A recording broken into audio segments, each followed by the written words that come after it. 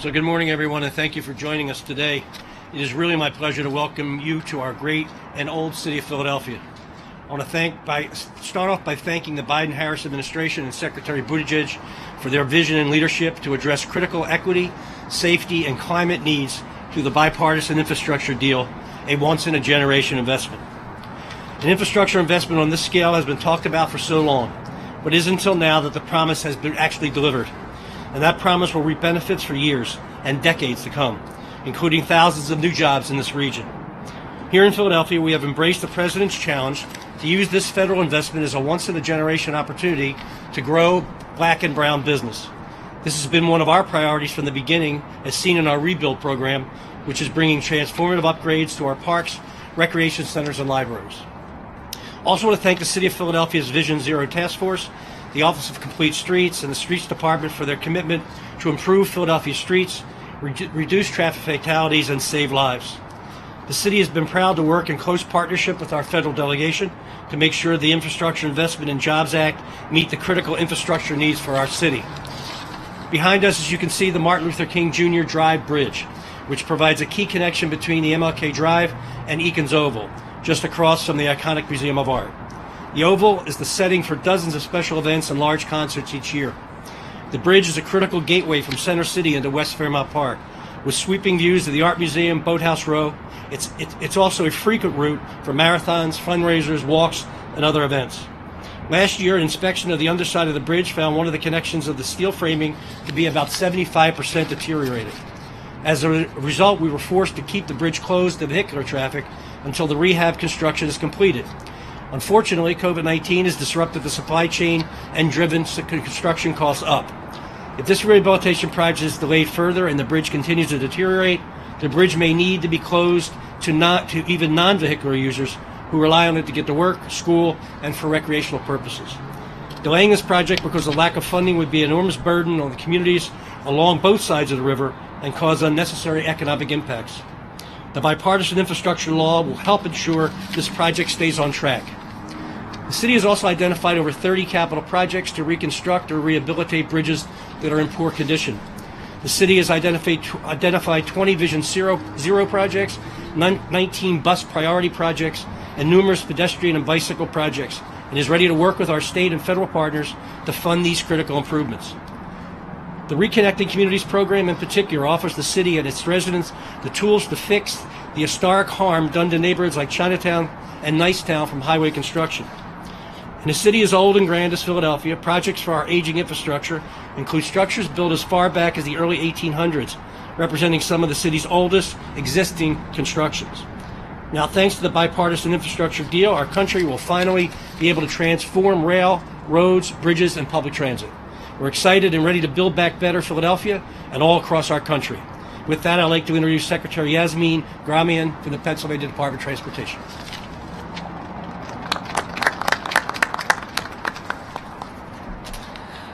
Thank you very much, Mayor. Good morning, everyone. It's truly an honor for me to be here today with Governor Tom Wolf, with Congressman Dwight Evans, with my Senator Casey, and the leaders and the mayor and the leadership of the city of Philadelphia to welcome USDOT Secretary Buttigieg for his announcement of the new Bridge Formula program.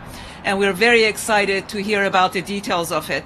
Last year, back in May of 2020, members of my team, along with myself, had the honor of joining Secretary Buttigieg with Senator Casey, where we toured many bridges in the city of Pittsburgh. That day, we discussed the vast needs that Pennsylvania bridges have. I'm so glad to be here with everyone today to talk about brand new funds in the bipartisan infrastructure, specifically to address the bridge needs. Pennsylvania is home to a large network of state and locally maintained bridges. We have made considerable progress in improving bridge conditions in Pennsylvania overall and over 10 plus years. But we have an old state with old infrastructure, and around 200 of the state-owned bridges move into the poor condition category every year due to the condition of them and the deterioration conditions. In hopeful anticipation of additional federal funds, we've been working with our planning partners to prioritize projects that could be added to the program or could be accelerated. We expect that over the next 5 years, we will receive an additional $1.6 billion in new funding through the new bridge funding stream. And we are grateful that this includes funds specifically for locally owned bridges. Pennsylvania is more than ready to put these new funds to good use in meaningful projects that will modernize our infrastructure while creating sustainable, good-paying jobs that will be transformative of our transportation system and our local economies. We are so grateful for the Biden administration's leadership on this meaningful historical investment. Thank you so much, and now it's my pleasure to introduce my governor, Governor Tom Wolf.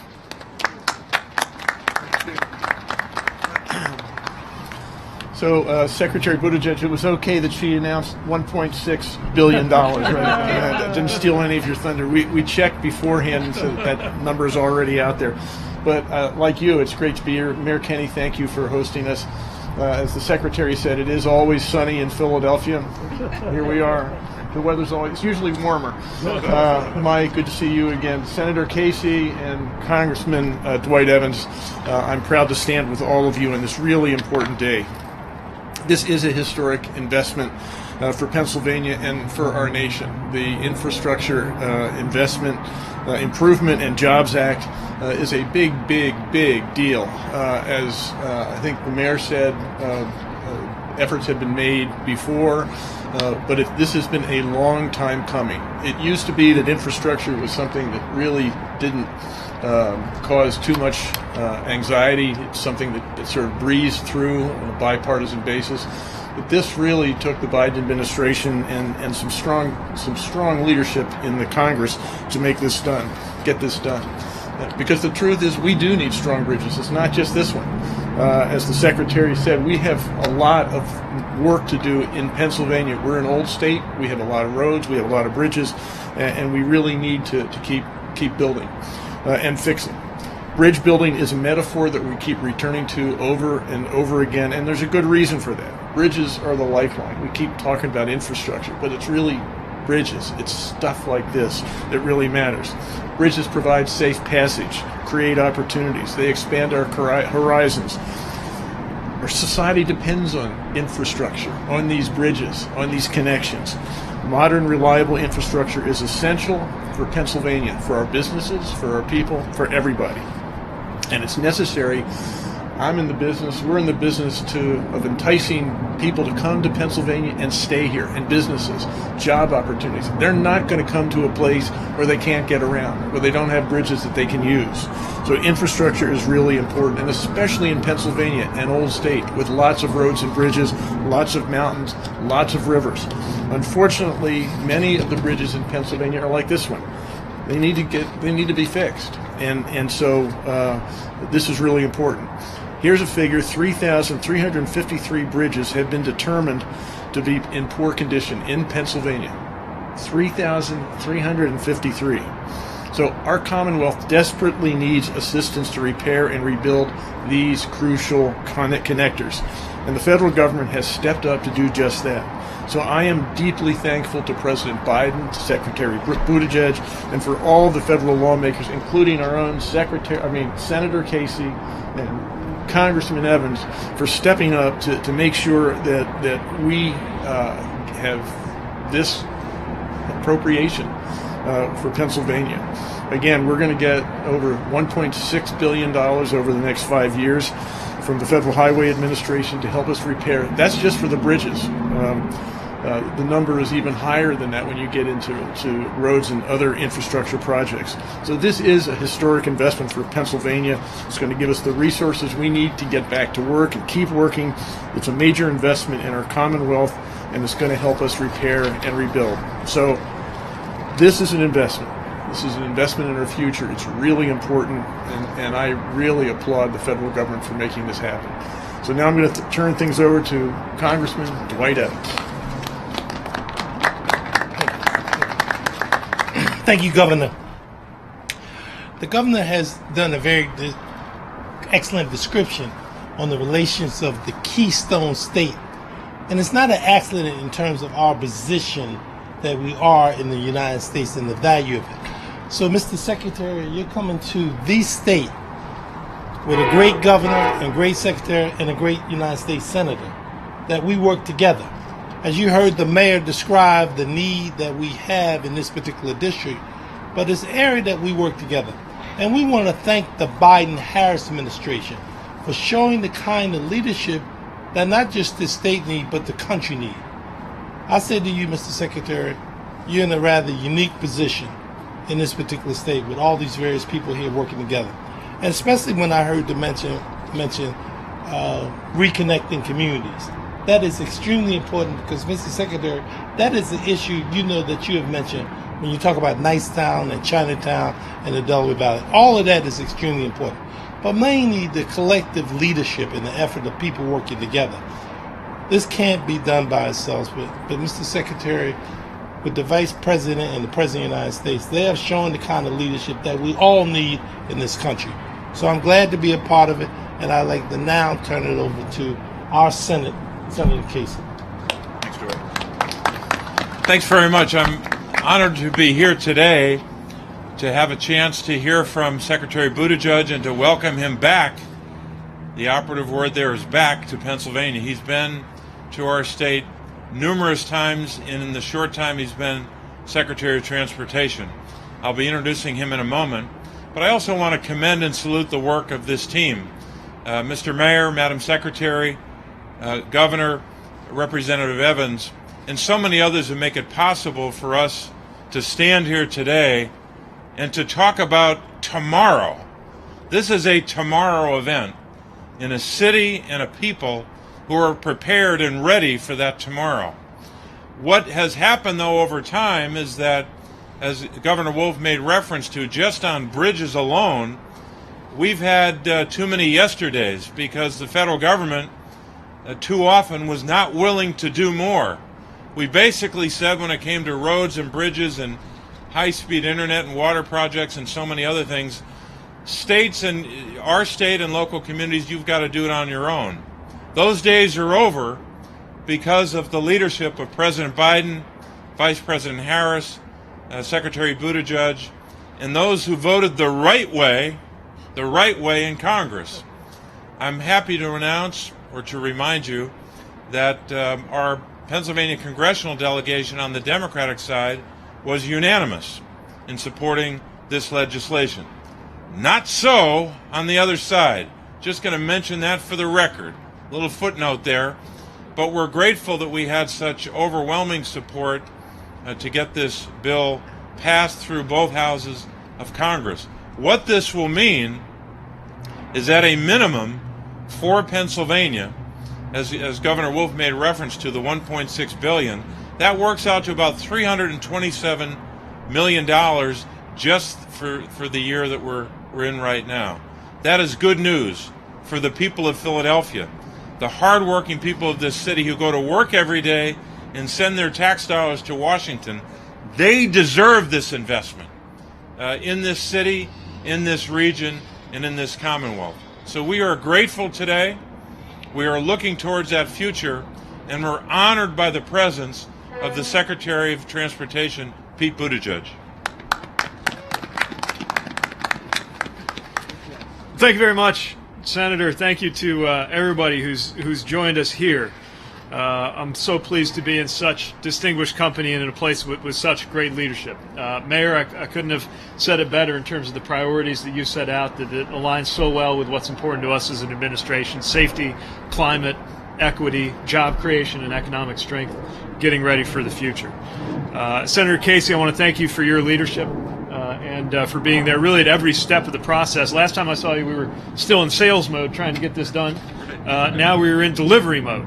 The dollars that you heard about are being loaded into the Highway Administration system literally next week. Representative Evans, thank you for welcoming us to your district, for saying so eloquently how important it is to do this right with regard to equity. I want to acknowledge and thank our friends, Representative Boyle, Representative Mary Gay Scanlon, and all of the members of the delegation from Pennsylvania whose votes made this possible. It is no exaggeration to say that the decision of Representative Evans, Senator Casey, and others to support this legislation will directly lead to improved transportation in Philadelphia and around this state and this country beginning this year. Secretary Gramian, great to see you again, having seen you in Pittsburgh. In fact, I've been meaning to compliment you because after becoming a father, I also became a minivan owner recently. And we're driving that from our native Midwest to D.C., which involved an unofficial trip to Pennsylvania on the way through. Didn't have our Easy Pass hooked up yet, and checked the mail the other day and discovered the extraordinary efficiency of your toll-by-plate system. So congratulations on that, finding me right where I live. Governor, not a penny is going to waste, I can assure you. And Governor, your determination not to wait on Washington, as you have led the way on funding transportation, is finally being met with support and help from Washington as state and federal partner do the right thing. And we're so glad to be in a state that has such excellent leadership. So I'm here to give you a sense of literally what President Biden's vision for building a better America looks like. And what it looks like is direct improvements to roads and bridges around this country, like the Mlk Bridge that we're gathered in front of today. Over the Schuylkill River right here, we see this bridge whose condition in its steel framing and the deck required it to be closed for safety, impacting the daily lives of 25,000 drivers a day and creating congestion for many others.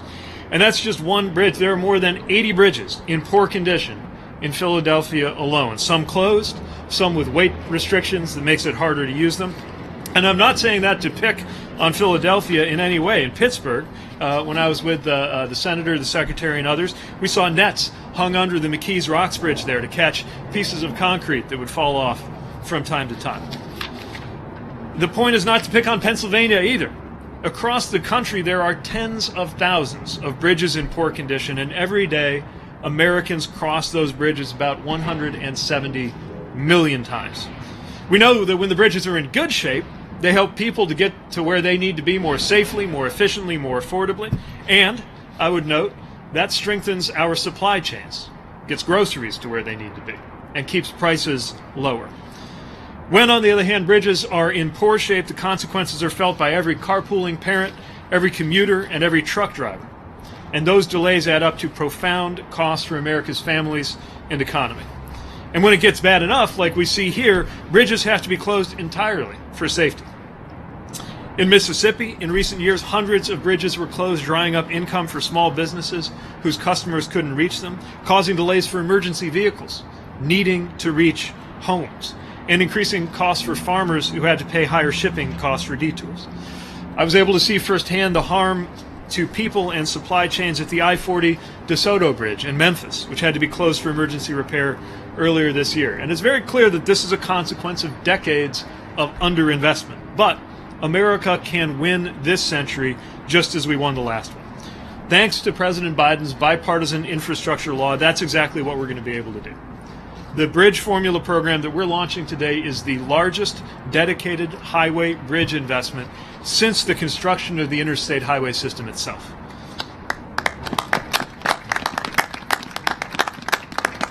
This deal provides $27.5 billion to states and tribes to replace, fix, protect, and construct bridges. It's projected to help as many as 15,000 bridges across the country. And reflecting this administration's commitment to regional equity, it also includes an incentive for funds to be used to repair what we call off-system bridges, which are primarily owned by local governments and sometimes the last to see support. We see that in rural areas as well as in our biggest cities. So for these off-system bridges, we're going to move past the traditional 80-20 federal-local split and cover 100% of costs. Now, with the size and the scale of the bridge program that we're launching today, we're going to be able to fix off-system and on-system bridges in rural, urban, suburban, and tribal areas alike, and that's going to make life better for people across the country by the millions. We're going to improve the condition of our bridges. It's going to give peace of mind to everyone on our roads, as well as those who are being driven, our kids on school buses, traveling over bridges to get to class or to get to a ball game. The repairs are going to allow bridges currently closed or facing weight limitations to reopen at full capacity, reconnecting businesses, people, and communities. And that means huge economic growth. Just had the privilege of spending some time with union leaders from around this region who are seeing to it that the right skills and the right people are in place to deliver on these improvements and to deliver the economic impact and generational wealth building that can come from these kinds of public works. We'll see lower shipping costs, more customers for businesses, faster movement of goods across our supply chains, fuel savings, lower maintenance costs for drivers who don't have to hit holes in the road, and that thing that is so important and so intimate in our lives, the simple fact of precious time being returned to people's days.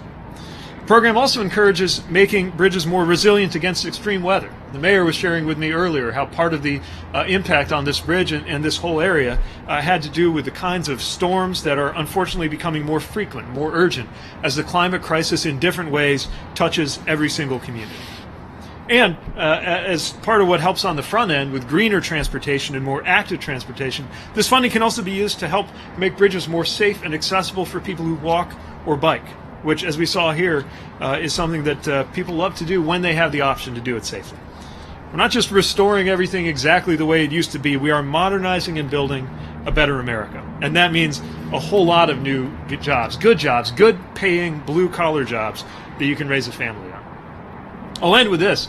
Bridges are so often used as a metaphor for connection. And of course, we are going into the weekend when we honor and acknowledge the Reverend Dr. Martin Luther King Jr., for whom this bridge is named, someone who often spoke of building bridges between all Americans. It's certainly a message that rings true now in both literal and symbolic terms. And both literally and symbolically, we've got a lot of bridges to repair as well as to build. And we would do well to remember Dr. King, who taught us through actions like the Montgomery bus boycott that sometimes safety and equity and justice come down to the literal right to physically get to where you need to be. We're all connected in this way in America. Our economic futures are connected.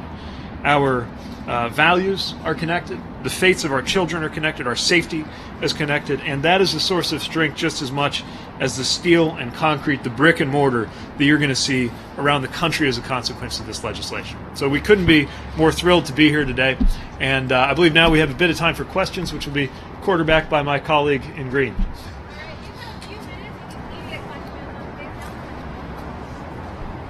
Secretary, Senator, those who voted against this bill, including Senator Toomey, said that it was because it was too expensive and there isn't a way to pay for it.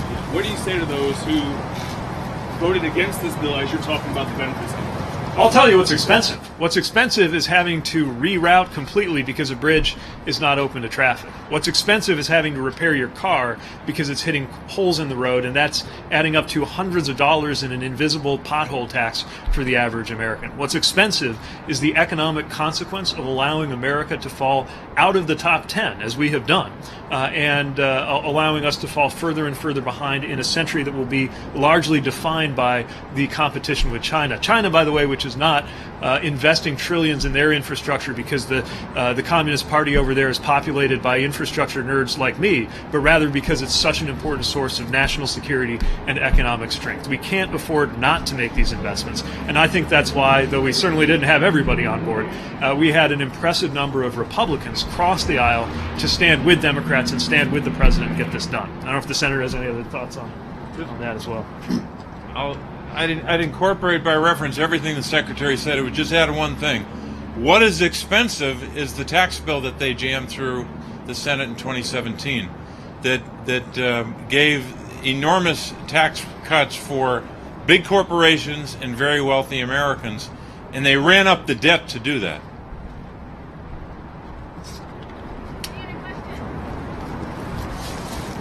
Question for Governor Wolf.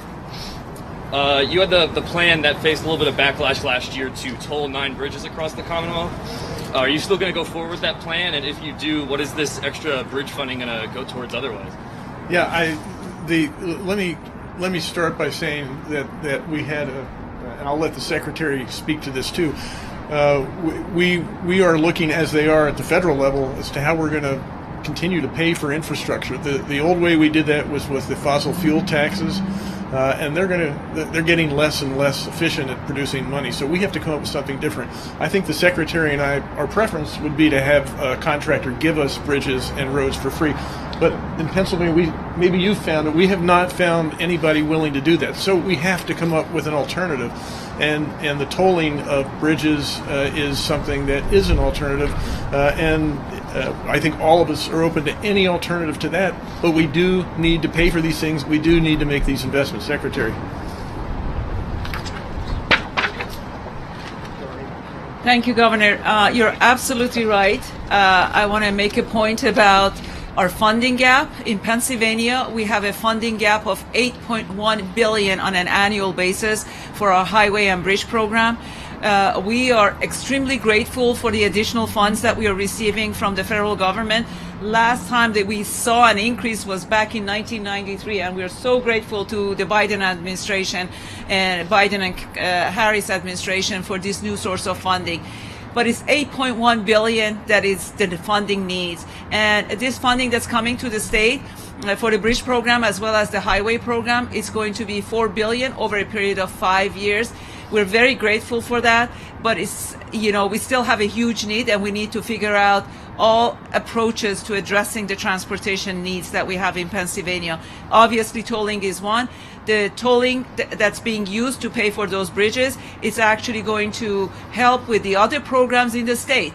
So those bridges, rather than taking the money out of the other programs within the state, are going to be paid by the toll revenue. Therefore, we can do more projects in the state of Pennsylvania.